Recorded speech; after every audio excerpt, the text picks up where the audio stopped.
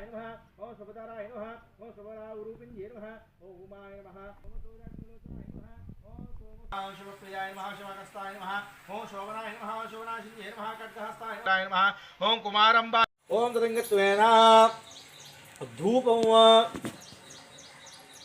नानागणेश्वरमाग्रे सर्वदेवानां धूपोऽयं प्रदूरतान् धूपमार्घ्रापयामि साक्षात् दीपानिन्दर्शयं दशाङ्गं लोकेदं सुगन्धं समरोहरं दशाङ्गं समायुक्तं धूपोऽयं प्रदूरतान् धूपमार्घ्रापयामि साक्षात् दीप ॐ भूर्भुवस्वः तत्सर्ववरेण्यमर्गो देवस्य धीमहि धियो यो नः प्रचोदयात् सत्समपदार्पणमस्तु अवसरार्धाय स्वाहा अपानाय स्वाहा व्यानाय स्वाहा महागौरी देवता नमो नमः पाहि दिव्योक्तवेद सुवर्णमंत्र पुष्पांजलिं समर्पयामि ओम अनेकदन्तं भक्तानां एकदन्तोपासप्रारम्भः పూర్వము ఒకానొక బ్రాహ్మణ స్త్రీ ఉండేదటమ్మ.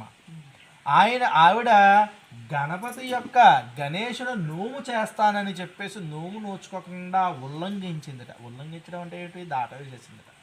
అందుచేతన ఆ యొక్క గణేశుడు ఏమిచ్చాట? ఆవిడికి దుఃఖాన్ని ఇచ్చాట. దుఃఖం ఇవ్వడం అంటే ఏమిటి?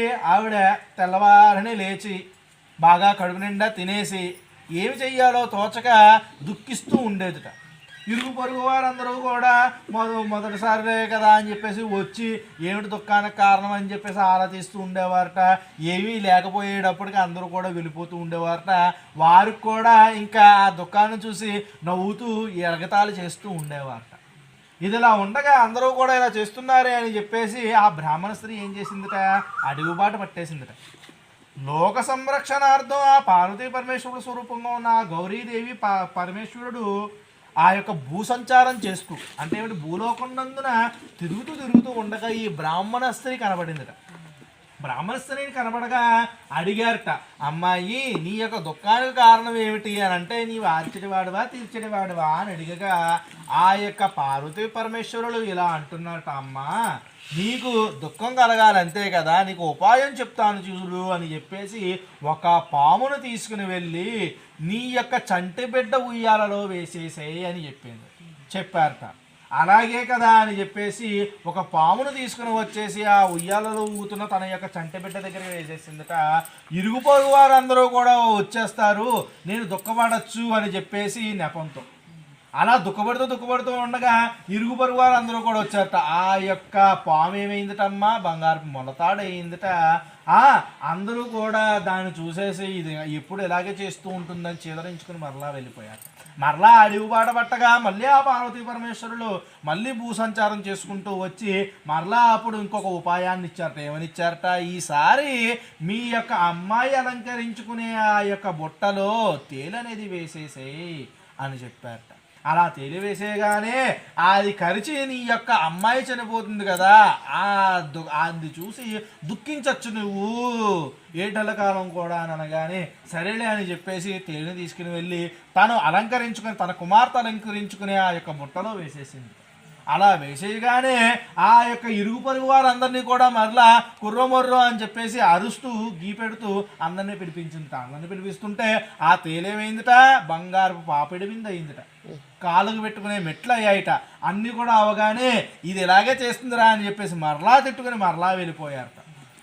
మరలా ఇంటికి వెళ్ళిన తర్వాత మళ్ళీ తనకి చిరాకు వచ్చి దుఃఖానికి కారణం దొరక్క అలాగ అడుగుబాటు పడుతూ ఉంటే ఈసారి పార్వతీ పరమేశ్వరుడు కనపడి ఇలా అంటున్నారట, అమ్మా నువ్వు బాగా ఇష్టంగా పెంచుకున్న ఆ యొక్క పిల్లిని చంపేయి, ఆ చంపేగా ఆ దుఃఖం వస్తుంది కదా, ఆ దుఃఖంతో నువ్వు బతుకుతూ ఉండు అని అనగా ఆ యొక్క పిల్లిని సంహరించడం జరిగింది తన ఇంటి వద్దన.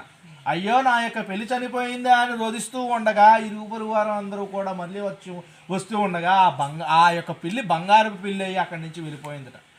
అయ్యో నాకు దుఃఖానికి వెళ్ళడానికి ఒక కారణం కూడా దొరకట్లేదే అని చెప్పేసి మరలా అడుగుబాట పడితే అప్పుడు పార్వతీ పరమేశ్వరుడు అంటున్నారట, అమ్మాయి నీవు పూర్వజన్మలో ఉల్లంఘించావమ్మా గణపతి నోము చేసుకుందామని.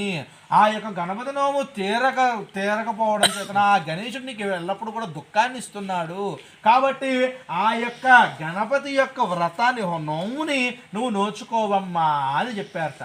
సరేలే తండ్రి, ఆ యొక్క గణపతి నోము ఎలా నోచుకోవాలో నాకు సెలవు ఇవ్వండి అని అనగా ఆ యొక్క పార్వతీ పరమేశ్వరుడు ఉద్యాపాన్ని ఇలా చెప్తున్నారట, క్రొత్త మూకుడిలో 5 గిద్దెల నూనె పోసి వ్రత్తు వేసి శివాలయములో వెలిగించి దక్షిణముతోనూ స్వయం పాకముతోనూ ఆ జ్యోతిని అక్కడ ఉన్న నంది దగ్గర పెట్టవలను. ఆ యొక్క ఈ కథ చదువుకుని ఎవరు అయితే ఆ యొక్క గుడి దగ్గరకు వెళ్ళి నందీశ్వరుడి దగ్గర కొత్త మూకిడిలో 5 గిద్దెడు ఆ యొక్క నూనెను పోసి ఎవరైతే ఒత్తు వెలిగించి నందీశ్వరుడి దగ్గర పెడతారో వారికి దుఃఖాలన్నీ కూడా పోయి ఆ గణపతి అనుగ్రహం అనేది కలుగుతుంది అని పార్వతీ పరమేశ్వర వారు సెలవివ్వడం జరిగింది. ఇది స్కాంద ప్రాణేను గణేశుని నోమి వ్రత మహోత్సవ శ్రవణ సంపూర్ణ. గోవింద. మహాదేవతేభ్యో నమో నమః. చిత్రగుప్త నోమ మహోత్సవ ప్రారంభ. శ్రీమన్మహాదేవతేభ్యో నమో నమః. పూర్వము ఒక మంత్రి గారి భార్య, ఒక రాజుగారి భార్య ఉండేవారు. వారు ఇరువురు కూడా చాలా సన్నిహితంగా అన్ని నోములు వ్రతాలు అన్నీ కూడా చేస్తూ ఉండేవారట. అన్ని నోములు వ్రతాలు కూడా చేస్తూ ఉండగా ఒకానొక రోజున ఒకానొక సమయంలో వారు చనిపోవడం జరిగింది. ఆ యొక్క స్వర్గపటులు ఏమో రాజుగారి యొక్క మంత్రి గారి యొక్క భార్యను తీసుకుని వెళ్ళిపోయారట. కానీ రాజుగారి భార్య దగ్గరికి వచ్చేటప్పటికి మాత్రం యమభటులు వచ్చి తీసుకుని వెళ్తున్నారట. అదేమిటి స్వామి, నాకేమో యమభటులు తీసుకుని వచ్చావు, ఆవిడకేమో చక్కగా స్వర్గానికి ఎగేలాగా స్వర్గభటులందరినీ కూడా తీసుకుని వచ్చావు, ఏమిటి మేము నోములు వ్రతాలు అన్నీ కూడా చేసుకున్నామే, ఏమిటి ఎందులో తప్పిదం జరిగింది అని అనగా ఆ యమభటులు ఇలా అంటున్నారట. అమ్మా, నీకు ఆవిడికి తేడా ఏమిటంటే ఆ మంత్రి గారి భార్య చిత్రగుప్తుడు నోము అనేది నోచుకుందమ్మా, నీవు నోచుకోలేదు అని అనగా తర్వాత తన యొక్క దేహాన్ని మరలా ఆ యొక్క రాణిగారికి ఇవ్వమని అడిగి ప్రాధేయపడి ఆ యొక్క రాణిగారి యొక్క రాజ్యంలోకి వెళ్ళి చిత్రగుప్తుడు యొక్క నోము నోచుకుందట. అప్పటి నుంచి కూడా ఆ యొక్క భటులందరూ కూడా యమభటులందరూ కూడా స్వర్గభటులు అయి యమదూతలందరూ కూడా దేవతలు అయ్యి స్వర్గానికి ప్రాప్తించారట ఆ యొక్క రాణిగారికి కూడా. ఆయన దాని యొక్క ఉద్యాపన ఏమిట్రా అని అంటే ఈ కథ చెప్పుకొని ఏడాది పొడుగున అక్షంతలు వేసుకుని ఉద్యాపన చేసుకోవాలని.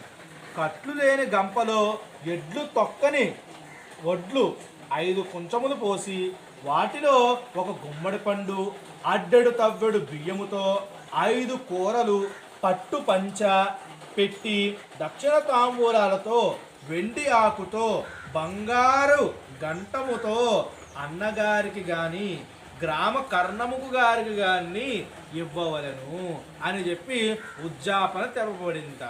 ఇది స్కాంద పురాణే చిత్రగుప్త నోము వ్రత మహోత్సవ సంపూర్ణ. గోవింద గోవింద రమారమణ గోవింద గోవింద. 2 లక్షలు అక్కడ వేసి 2 లక్షలు సరస్వతి వేసుకున్నాం.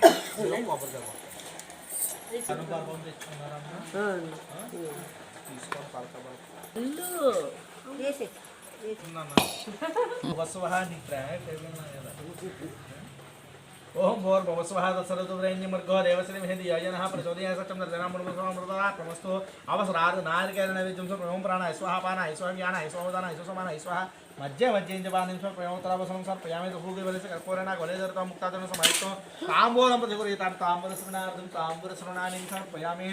మనోరమణాయ నమో నమః. ఓం తలింగత్వేన ఆనంద కర్పూర నీరాజనం దదాతు. హారతమ్మ అంటే పప్పు చెంతని అలవాటు కదా. ఓదాయ కళ్యాణ నిధేర్ధిన శ్రీమద్వేంకటనాథాయ శ్రీనివాసాయ మంగళం. మంగళం కౌసలేంద్రాయ మహనీయగుణాత్మనే చక్రూజాయ సార్వభౌమాయ మంగళం. సశరీరస్సు మంగళమూర్తిశరీరస్సు మంగళాని భవంతు. ఆనంద కర్పూర నీరాజనం దదాతు. హర పార్వతీ పదే హర హర మహాదేవ హర శంభో శంకర హర. గోవింద గోవింద గోవింద.